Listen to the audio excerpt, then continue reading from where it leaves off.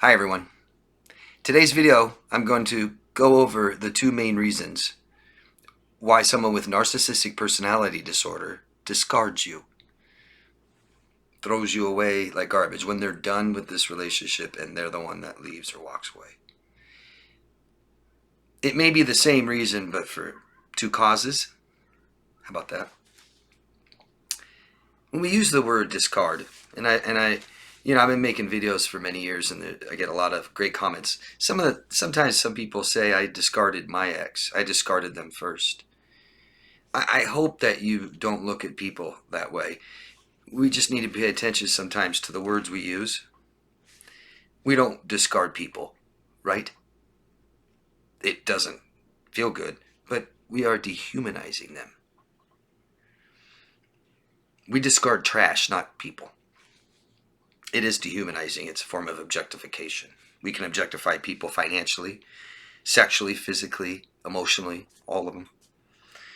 Objects we value in our life serve a purpose, and when they no longer serve that purpose, we discard them. Okay? Relationships fail and we walk away.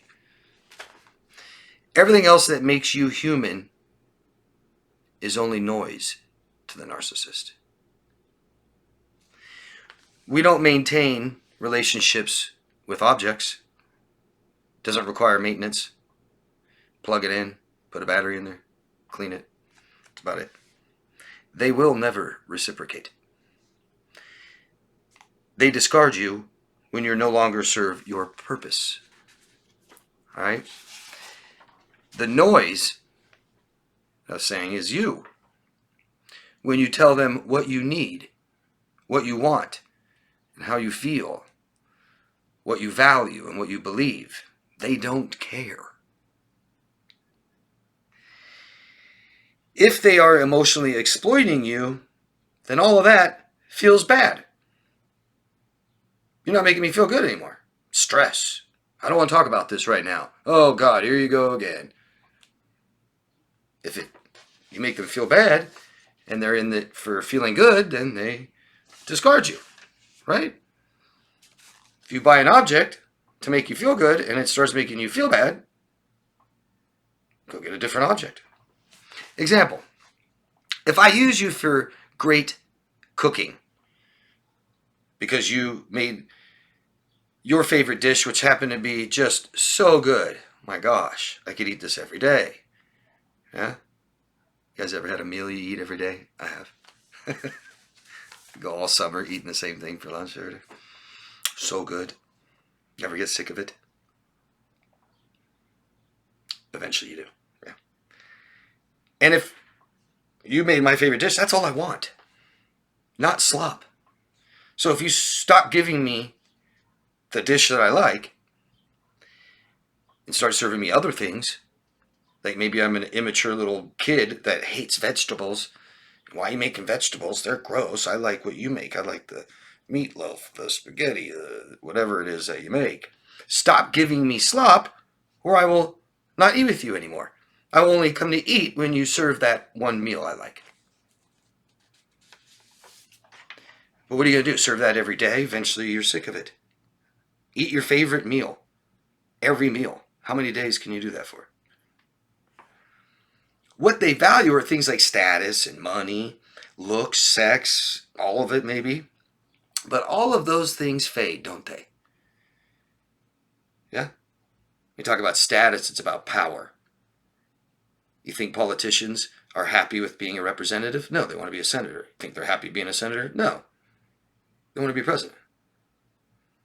Think they're happy being president? No, they want to serve a second term. Think they're happy with that? No, they want a third term. It all fades. Money, never enough. Looks definitely fade, don't they? Over time. Sex, it's good. For how long? There must be a structure in this relationship, a foundation the two of you built together. Built on trust and respect, reliability, consistency, communication, commitment, unselfish love, appreciation, gratitude, and many more things that you don't have in a relationship with a narcissist because they don't care about those things. grandiose and entitlement. Don't allow those. Who cares? Don't need it. The number 2 reason they discard you is shame. The narcissist rejects their true self. They reject their past, maybe their childhood. They reject their pain, their feelings. They reject their mistakes. They reject their failures. Yeah. They reject their wrongdoings, for sure. This is called shame. They have toxic shame. The kind of shame that will hurt other people. They cover who they are with their false persona, the facade they built, ego. And because they have so much shame inside and they cover it with that ego is fragile. Boom, poke a finger right through it. Sensitive, insecure. A healthy ego is a healthy person who still loves their true self, but still has an ego. It's not so fragile anymore. When all you can see is their true self, after a while, that's all you can see now, their true ugly self, they discard you and won't hoover. You cannot stroke or feed their ego if you tell them they aren't perfect. I need this. You're not giving me what I need. You're not. That hurt you. That's wrong. Don't do that. They will only lift their mask when they feel you won't leave. Now, it may also lift because they're not in control of their behaviors, start treating you so badly. You may be able to escape, but they try to not let you see that until they are sure you won't leave, until you've become dependent on them. Dependency. All the good things they did was to make you dependent on them, make you trust them, and then make you dependent on them. Okay? Shame is a bad person. Guilt is bad behaviors, doing bad things. But everything about you will eventually cause them shame. Everything about you will be associated to shame, with them. Their own shame. Because you say, I need this. You're not giving me what I need. I want this. And they fall short. I feel bad. This hurts, but they keep doing it. You're telling them they're bad. Not just the bad things they do. It's shaming them. Not that you're trying. That's how they take it. You become shame. They don't want to see you. They don't want to be around you anymore. They don't want to hoover you again. Narcissists are obsessed with their own grandiosity. And the more obsessed they become and the more grandiose they become, the more it inhibits empathy. And it also separates the both of you in a relationship. I'm better than you. Add in entitlement means I don't need to reciprocate anything.